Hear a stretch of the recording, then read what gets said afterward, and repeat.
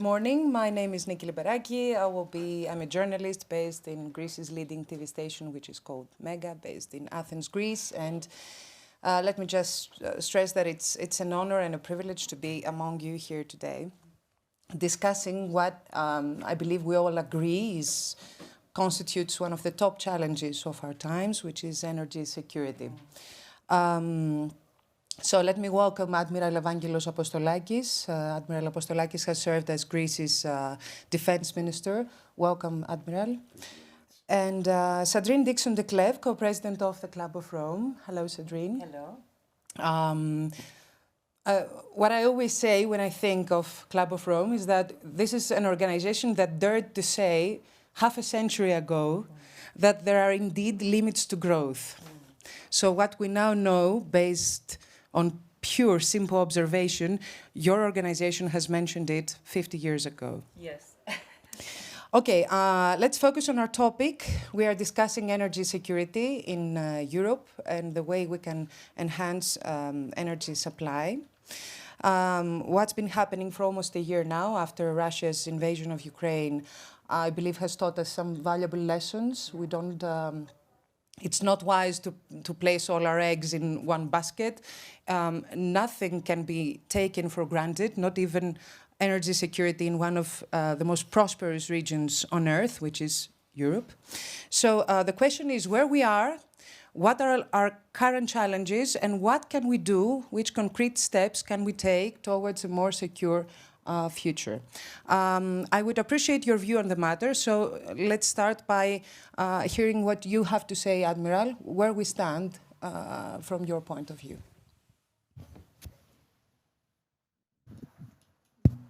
Okay. So, good morning to everyone that I made today. I'm sure this will be an exciting discussion, not because of the participants, but because of the topic. And I find the title of our discussion today quite accurate. To be honest, Greece has been trying for years to unlock the attention of other Europeans and Western partners about the need to support a Southeastern Europe, or Mediterranean Europe, if you prefer, that would export energy to the EU and further. Since February 2023 and the Russian invasion against Ukraine, the truth has been stripped naked. Of course, we could not have that discussion because that we usually describe as the locomotive of the European economy, the Germany, had decided to be almost fully dependent by the Russian energy. All this has been buried in the muddy battlefields of devastated Ukraine, despite the efforts of some countries to play the role of a Russian Trojan horse in the EU, the Commission as well as the national government of bigger or smaller countries realize that the capabilities of the East Mediterranean are not be ignored. Greece can become a hub for the transit of energy, but also a net producer. The fact that Bulgaria, which was fully dependent on Russian energy, and very quickly replaced these quantities through Greece, is a very good, but also a very small example of what Greece can achieve to enhance European energy security and add capabilities to the chain of supply. There is an existing geopolitical game around all of this. It was never easy to bring together actors with quite often conflicting interests. Greece has given the example with its shifting geometry cooperation formats. And I'm talking about the trilateral cooperation format through which Greece, Cyprus, Republic have enhanced their relationship with countries such as Egypt, Israel, Jordan, or Lebanon. The trilateral with Israel is also includes the US, As an additional actor, Greece has been one of the most active members of East Mediterranean Gas Forum, alongside Cyprus Republic, Egypt, France, Israel, Italy, Jordan, and Palestine. Let's not forget that the US, EU, and the World Bank have an observer status in EMGF. Egypt and Israel are already producers and net exporters of natural gas, while Cyprus Republic has been developing its own resources. The fact that Israel and Lebanon can to a maritime zones delimitation agreement under the encouragement of the US, the facilitation of France, and also the open endorsement of Hezbollah is quite telling. This example of agreement between two countries that are still in a state of war, Israel and Lebanon, speaks volumes on why the EU must also support its own member states, Greece and Cyprus Republic, to overcome obstacles and become producers, but also bridges that could bring East Mediterranean energy to the heart of Europe. Europe needs to substitute at least 140 billion cubic meters of natural gas on an annual basis. This is how much it imported from Russia. And since relations with Russia will not get back to normally very soon, the EU must move swiftly. In that regard, of course, the European and the US must also decide on what to do with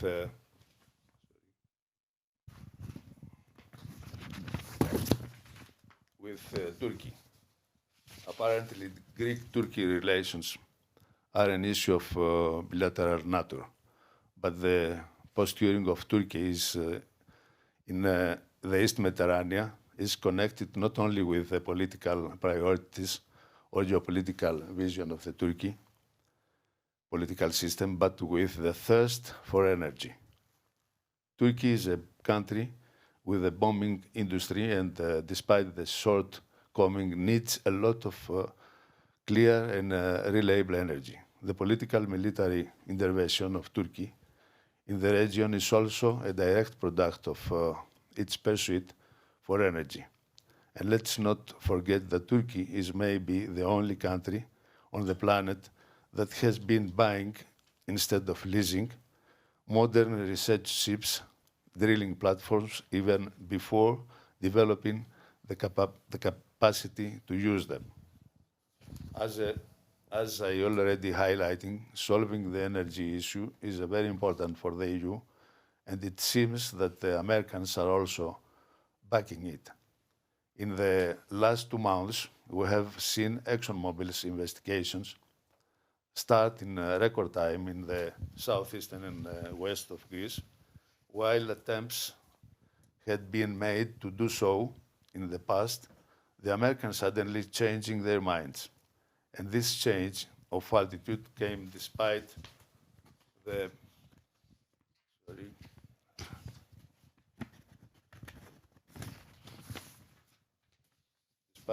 threatened tensions by Turkey because of the so-called Turkish-Libyan MOU, which is currently under strain exactly because the main actors in and out of the region do not want to become engaged in petty geopolitical games of small added value to them. Why is this happening now? For 2 reasons. The first reason for this change in attitude is, of course, due to the fact that expensive American energy is not enough to get Europe back to its feet. Could this new reality, the need to keep Europe from falling into the deep recession due to the energy shortage, lead to an acceleration of exploration and exploitation of existing or potential existing hydrocarbons in the Mediterranean? I say, why not? Let's open our pace. Let's be quicker. The second reason is that no one wants to see energy becoming a reason for conflict especially on this occasion. Nobody, and I mean this literally, nobody wants tension in the Eastern Mediterranean or over energy. It is implied that any settlement of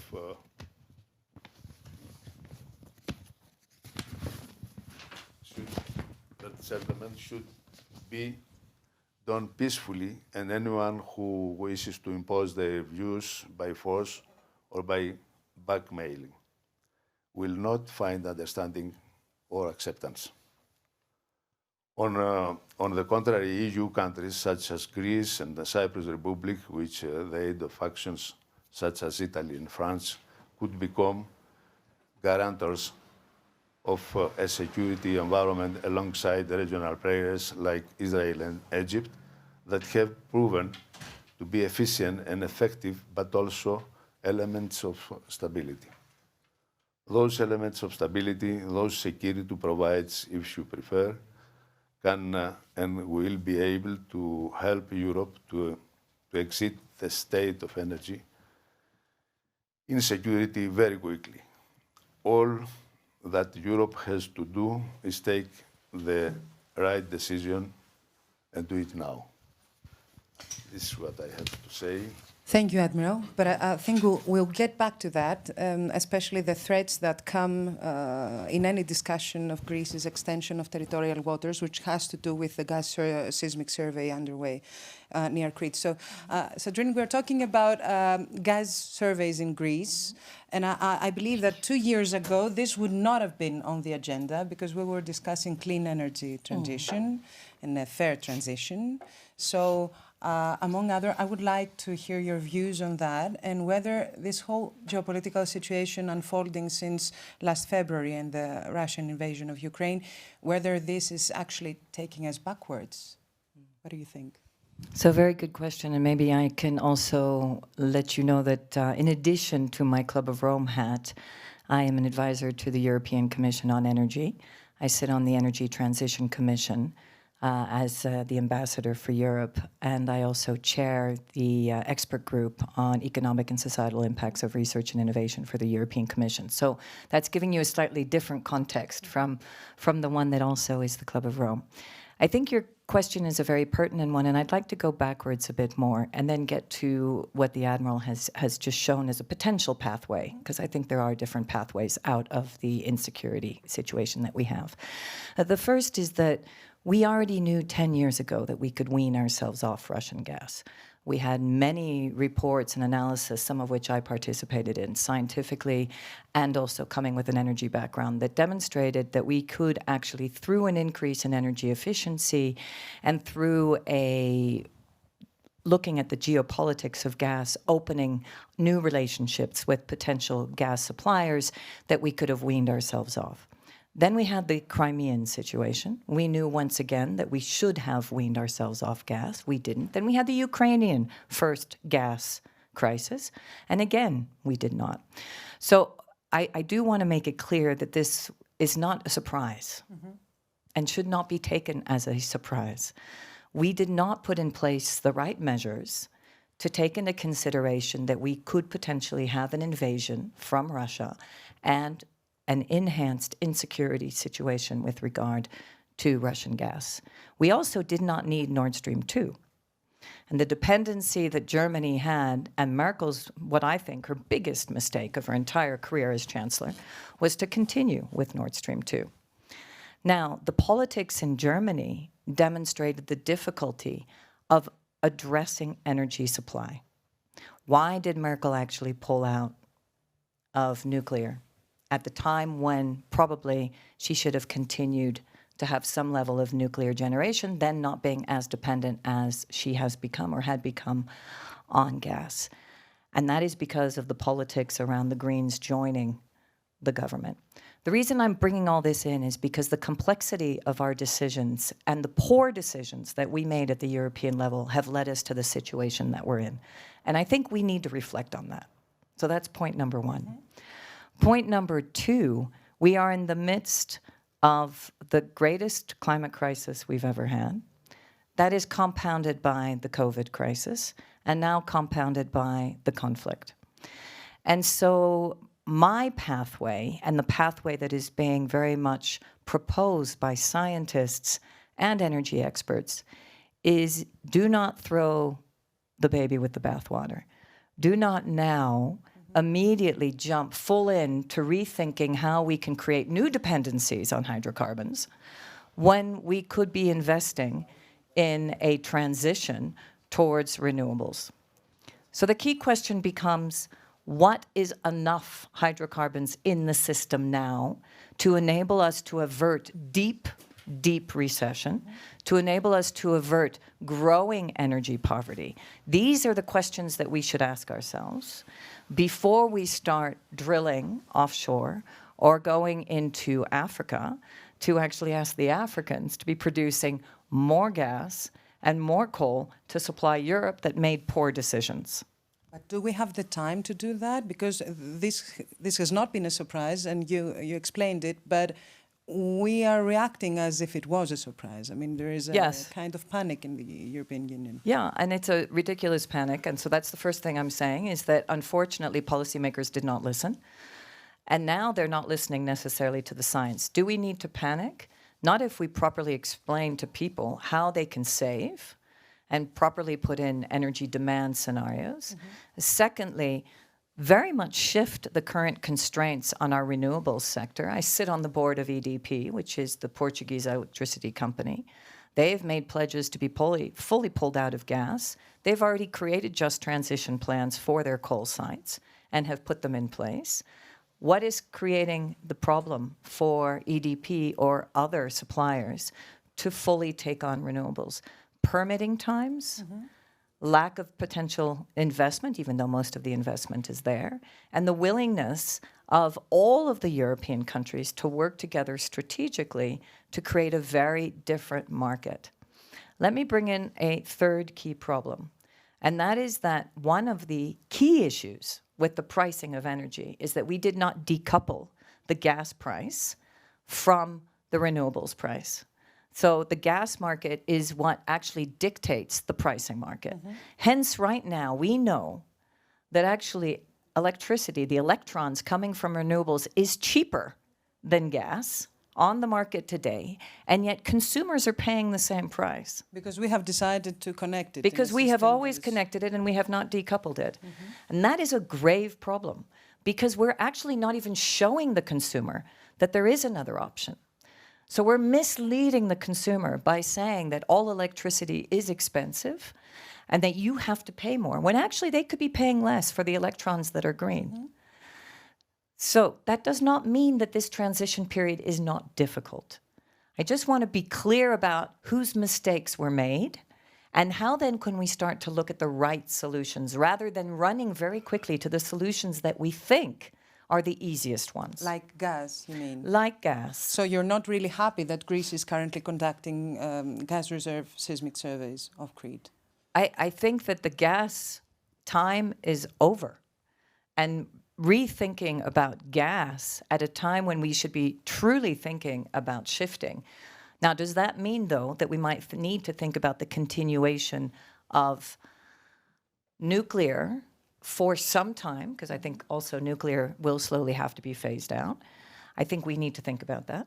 We need to think, obviously, about gas supplies for the moment and how much do we truly need in this period, not going back to our dependency on gas and on oil.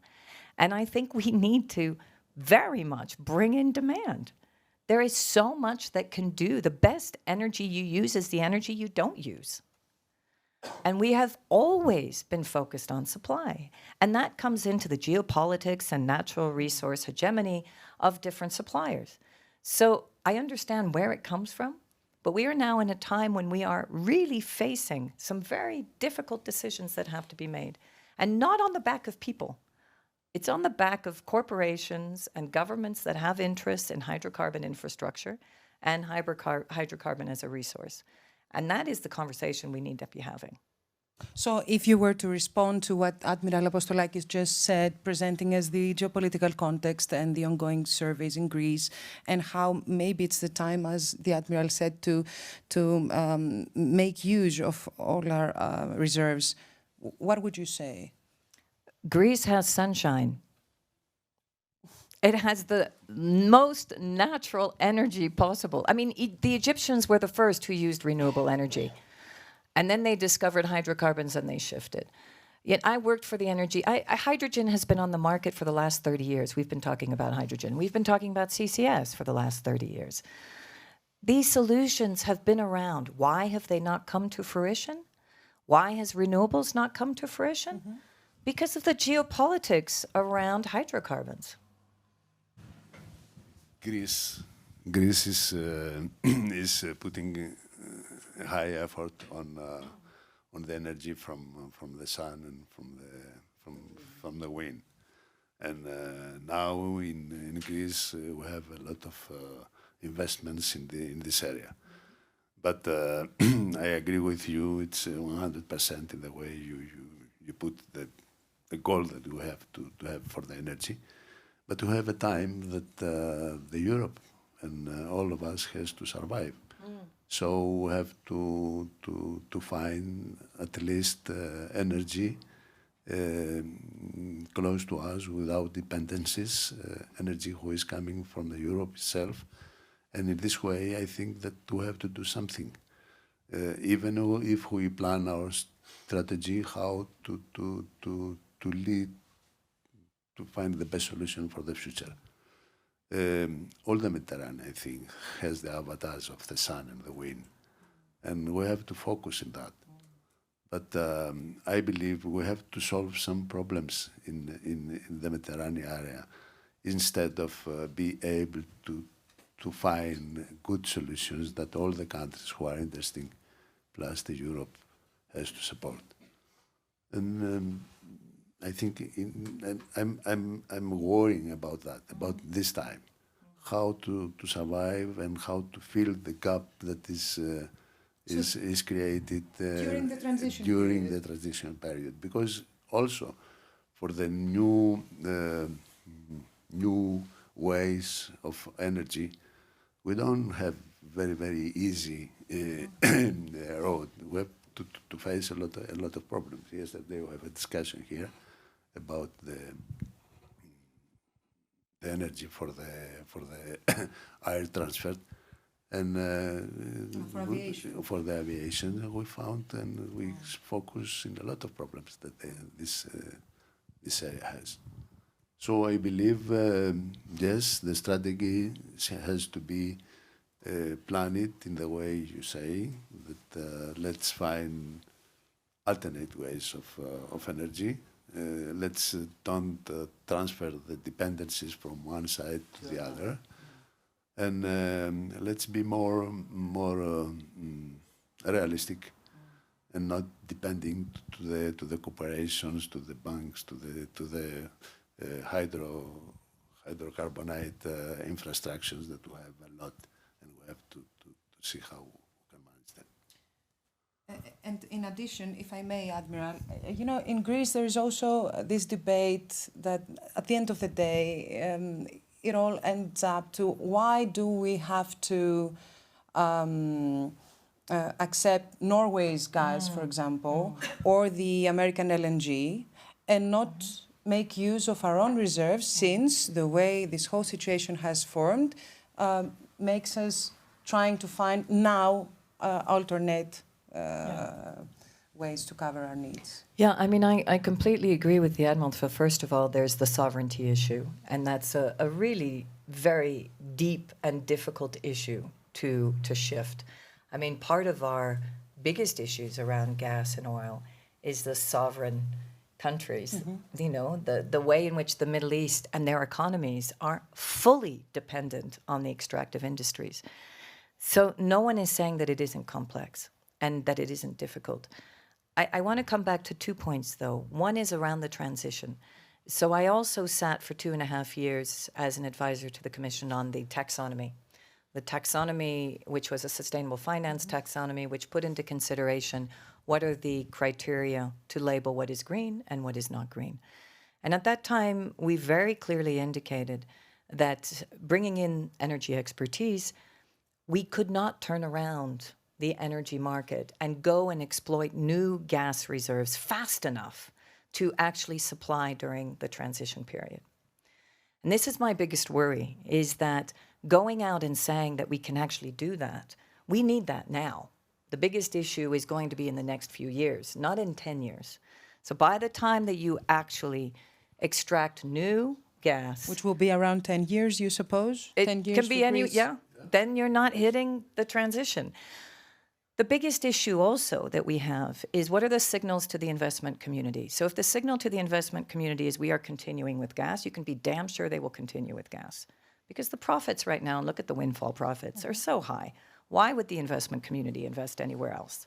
We're all about short-term profits, short-term gains. So the only way that you can really start to shift the market is by giving the signal to the investment community that gas is out. This is the reason why we have said very clearly as scientists, because we were asked, let's be very clear, even the European Investment Bank, if we're going to meet the objectives of the European community, right, which is Fit for 55, which is ensuring actually that we are 100% net zero by 2050, we cannot bring gas, larger supplies of gas, back into the market at this time. That is clear. We've done the analysis. So how do you then create the flexibility within the market right now, taking into consideration the crises, the poly-crises that we're in? And I don't think saying we're going to be able to bring more gas in the market in 10 years solves that problem. So we should be really optimizing the renewables market. We should be optimizing energy efficiency. We should definitely be optimizing the Mediterranean and the role that the southern countries can play within Europe and pay for that. I agree. Creating continuous dependencies between the north and the south is not a good question, not here and not also between the global south and the global north. So we need to make sure that we do optimize. And we have not properly structured that optimization plan. Although we can see that because of the crisis, we actually no longer do have a problem with our gas reserves for this year. So the biggest crisis is going to be next year. Yeah. My key worry, and this is where I think the Admiral is very right, is more linked to people. It's the energy poverty and how long will people actually trust European governments if we don't give them the right solutions. The State of the Union address by Ursula von der Leyen did not focus on the energy crisis. It focused on democracy.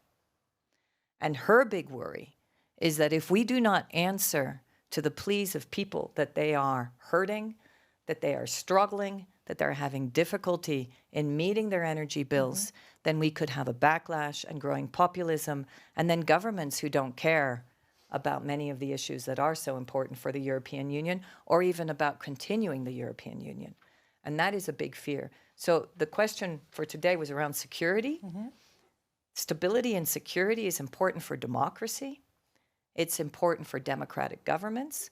And so as governments and as leaders, scientists, advisors, et cetera, we all have to come together and really be very rational, but also very strong about what is the value of keeping the European project alive, making sure that we have a balanced energy market, what are the north-south dimensions, and really unpack some of those tricky questions.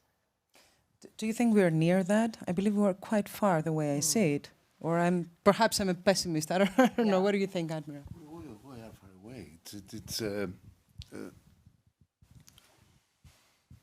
This is the problem in the way that the most of the society is feeling that the energy is related with our life more than we thought.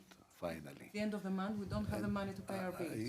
Exactly, and I agree that the problem is more political than economical. So we have. I agree that we have to find a solution as soon as possible. And if we have to decide that the gas time and the hydrocarbonites has finished. So let's go faster in the most faster way to find solutions. Okay, we can in the infrastructures we have already done so far. We can have a lot of energy, but this energy is not enough. We have to do two things, I believe, to find alternate solutions faster and also learn how to save energy. Because I think we use the energy as we have, as energy we don't have all this available energy as we think we have. So I believe as countries and as societies we have to solve problems between us and find solutions, as I said in the beginning, and to cooperate and to have more productive synergies related with the energy. I don't know if the energy is going to be the hydrocarbonites, the gas, or whatever. But we need the cooperation and we need correct directions and good support from Europe and for all the countries who have the capability to invest in this direction. I have a question, Admiral, because we were discussing the gas reserve surveys in Crete, and since you're with us today, and I repeat, Admiral Apostolakis has served as Greece's defense minister in the past.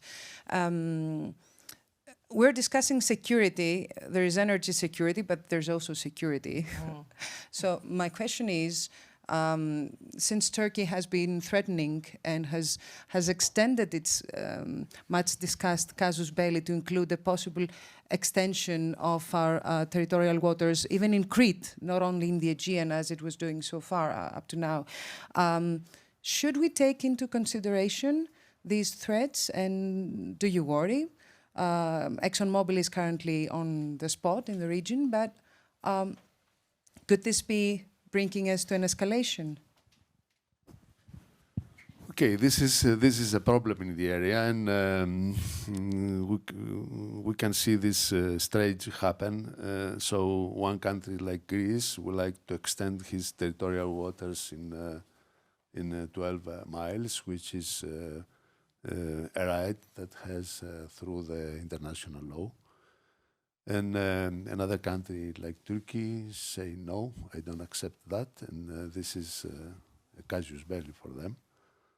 So this is shifting the Greece as a country who has limited capabilities on control his country and extended his rights. And these actions and this let's say electrical strengths are putting the two countries close to the conflict, and sometimes in a very dangerous way. So this is something that probably all the Europe where we belong, even NATO, has to help these countries to find a solution. And the conflict in the more of the cases is because of energy resources and the split of control of the area. So if the energy is something that is going to be solved, the directions and the decision is going to be clear, where this way is guided, then I think the problems are going to be reduced, and there is a window for solutions. So, but should Greece extend its territorial waters? If it was you to decide, what would you suggest? I think it's something that Greece, if decide to do, has to do. So, and everybody has to understand that this is something that every country has the way to do. If there are some problems that created to the other country, they have to discuss. And okay, in the Aegean, probably there is something that we have to discuss with the Turkey. But in the area that the Greece is declaring, is extending the territorial waters in north of Crete and in the west, in the east, there's not such a problem. So this is something that shows how difficult is the situation and how complicated is the situation in Mediterranean. But on the other hand, the way you put it, if we say we don't care about fossil fuel anymore, then maybe we have less to argue about. This is what I said before, that the problems and the reasons for the conflict is getting less and less. Or then the future is showing that we have a cooperation on a completely different way, but more effective. Why don't we try to focus a bit on the coming year, which will be difficult, we can all agree on that, and the year to come. Let's talk about very short term, like 1 or 2 years ahead of us. The answer will be the American LNG for the autonomy of Europe, given the fact that we're done with Russia as we see it. I think the answer will be partly, but not only. I think that this comes to, I was just thinking as you were speaking, actually, Admiral, that probably what we should all be calling for is a proper energy pact for the Mediterranean. And actually a high-level political conference around energy for the Mediterranean. Because I agree, the conflicts could go in completely the wrong direction, over hydrocarbons, over drilling, rather than thinking through, okay, well, can we not, I mean, to be frank, Turkey was on the pathway of becoming the new California for the Mediterranean 10 years ago. And it totally shifted. It had all the potential for renewables capacity. It had all the potential to completely shift its manufacturing sector. I was there. I was part of this kind of enlightened new Turkey, which has now gone in completely the opposite direction. What changed, if you were to put it just... What do you think? The lovely man at the top, who decided to very much apply a very different pathway for Turkey. I think it was really, from an economic perspective, the wrong pathway.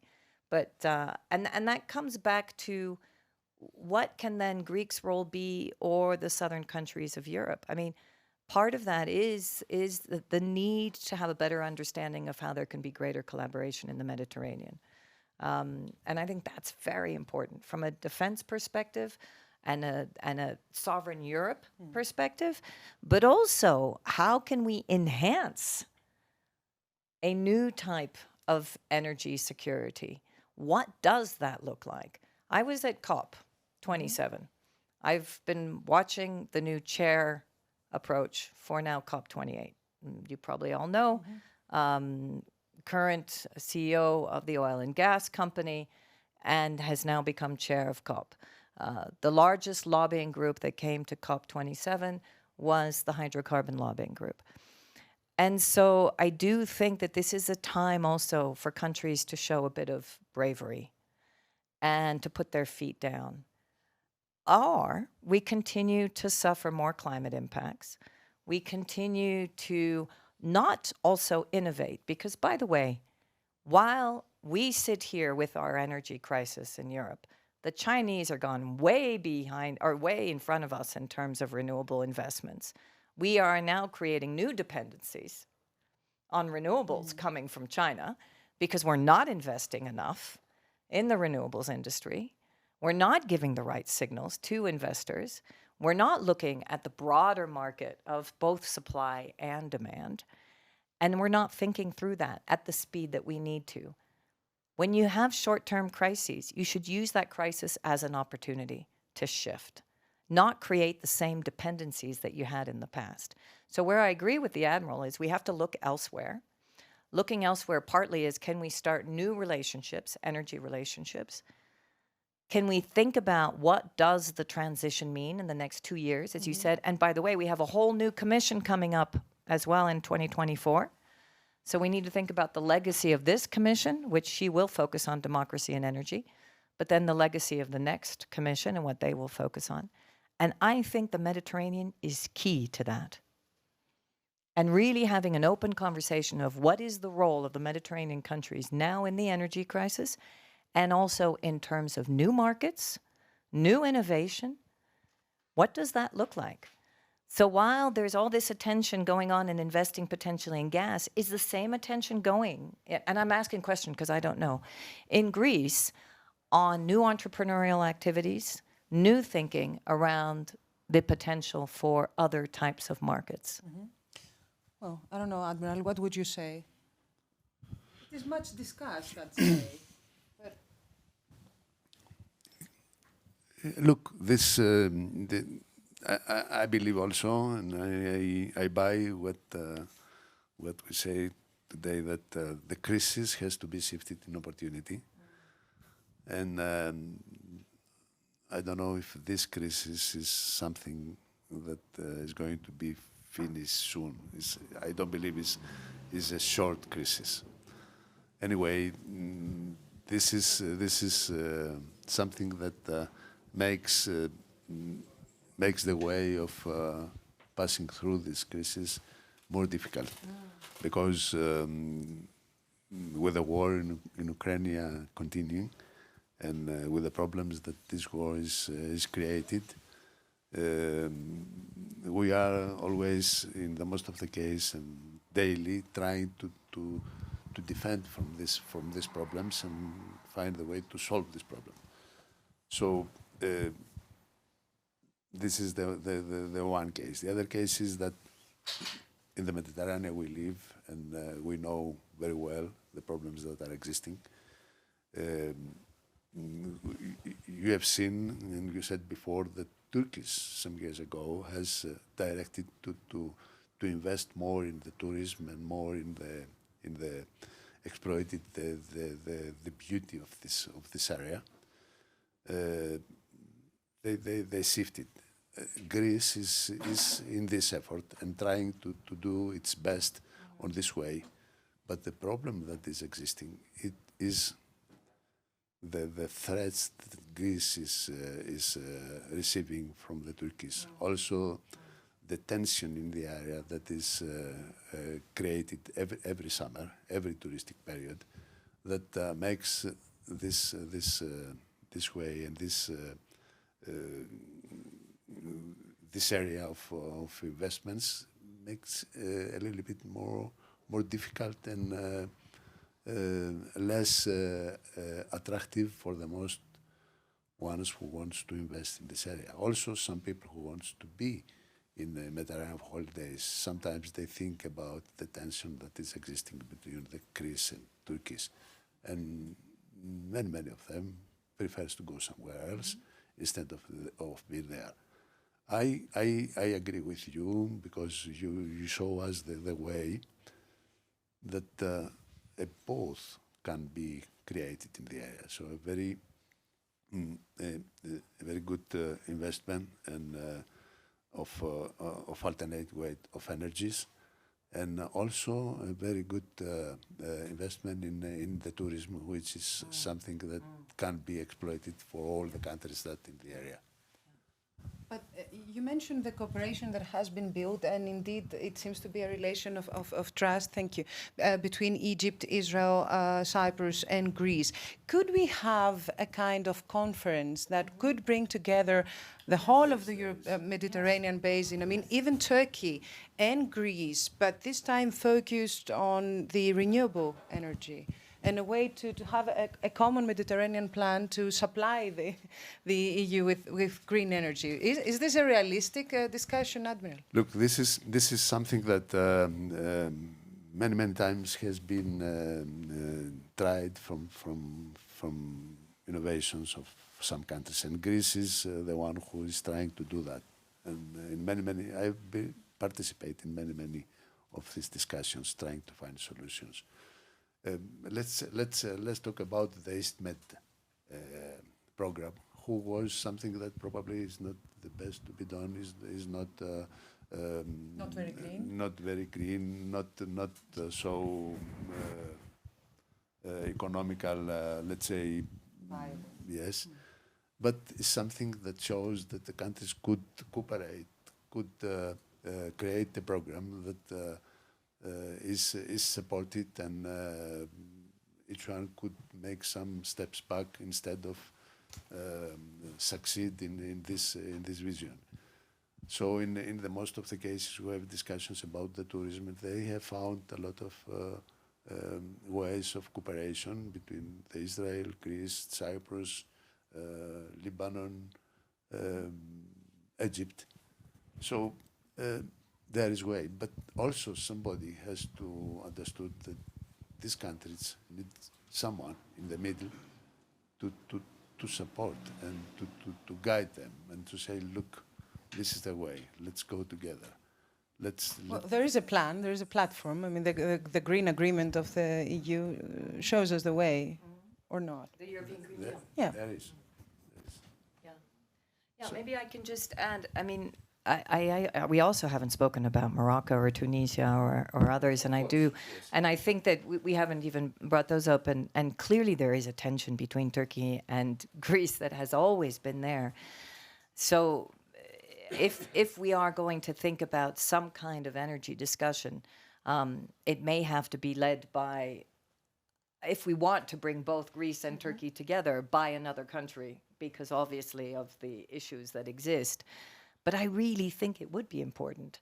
And I think that the European Green Deal and work that we have done as well around what we call the International Systems Change Compass is looking at the impacts also of the European Green Deal outside of Europe, both the good potential partnerships and also the impact. I mean, you know, if we start to look at any type of border criteria, we are going to start blocking certain products and services in Europe.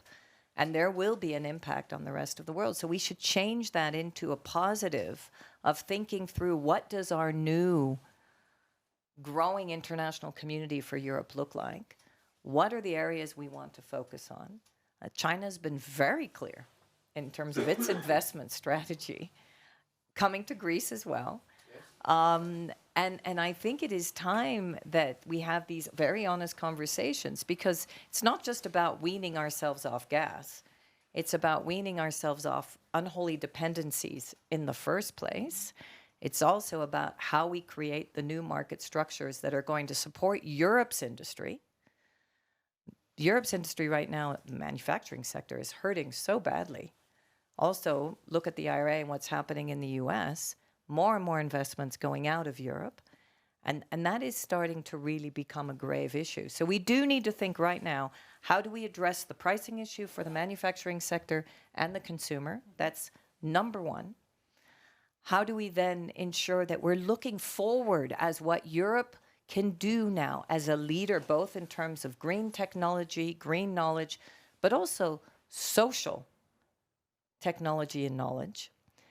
And then how do we ensure that we really create and foster that entrepreneurial activity in Europe so that we can be leaders and a very clear economic force that looks both at the green and at the social implications?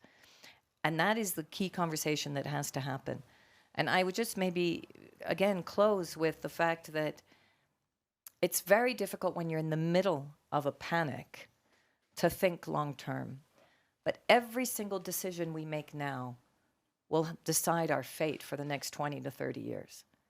So we cannot just say we have to quickly act to solve the problem that we have today without thinking, what is the ricochet effect and the systems effect that we're going to have later, the dependencies that we're creating for later, and what we could have done instead of what we did do, which then could have very negative impacts. And I think that is really the key around energy and security in particular. If you were to decide about Greece's, let's say, policy, energy policy right now, and the planning for 10 years ahead, would you give up the gas survey and focus on clean energy? And with what goal? To supply the EU, to have a production that covers the country's needs? So, I mean, I cannot pretend to know Greece well enough to be able to understand the deep dynamics that are happening in Greece.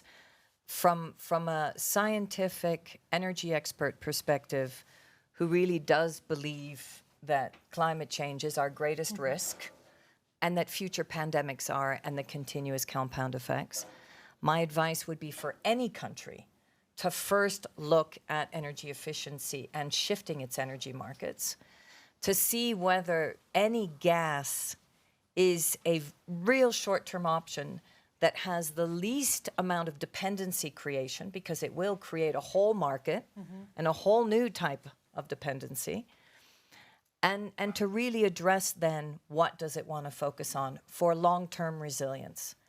I don't believe that gas and oil. Now, one thing we didn't talk about is the sectoral impacts. I really, again, feel that we are not optimizing our gas market, or our oil market for that sake. We will not get rid of gas and oil until, we hope, by 2050, if we really do follow our Green Deal. But what we do need to do is start deciding, where does it go? Who needs it most? And that we're not doing either. So yes, the manufacturing sector right now, some of them cannot use renewables because of storage issues. Oh, we do need it. Cement, some of the chemicals. I mean, I've worked in the I know. So yes, it needs to go there. Does it need to go to heating homes when we could actually shift and transition to thermal or to renewables?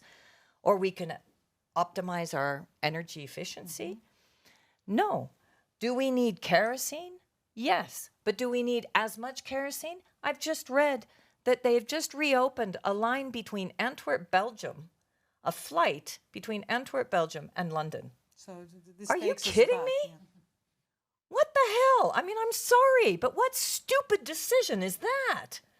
We should change our flight patterns in Europe, enhance our mobility in terms of rail, have actually energy companies invest in rail and diversify, as well as aviation companies, make themselves mobility companies, eliminate our short-term flights in Europe, across Europe, and then we absolutely decrease the amount of dependency that we have on kerosene, and we give the kerosene to where it needs to go, which is the aviation sector for long-haul flights, but not for short-haul. Brave decisions to be made. They're not that brave. They're really smart, actually. Yeah, but you not know, being the taken. stupidity of the power dynamics that we have across the corporate culture and the decisions that are made by governments, which don't take this into account, is what drives me nuts.